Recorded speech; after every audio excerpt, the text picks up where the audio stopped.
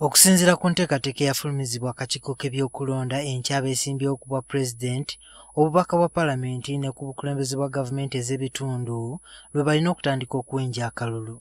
Patrick Oboi Amuriat ng'avuganya ku ntebe y'omukulembeze w'eggwanga naye lwagenda okutongoza kampeyini ze mu Kibuga Soroti. Ndi musanyu nnyo kubanga eno kampeyini tutandikira eka.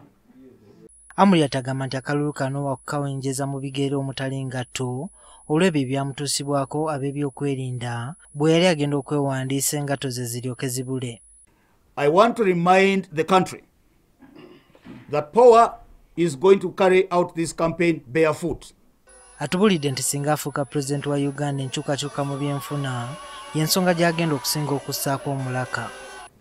We are going to make economic reforms.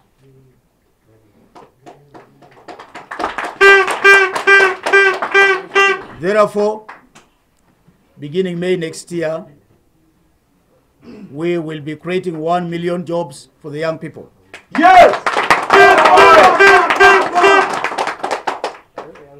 Beginning next year, we will be supporting 1 million businesses.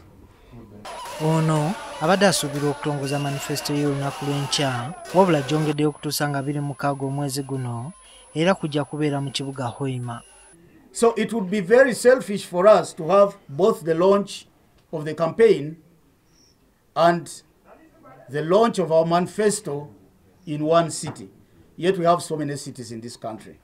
Abavuganya ku kya pulezidenti balina ennaku 6 okunoonya akalulu okusinziira ku nteekateeka y'akakiiko k'ebyokulonda.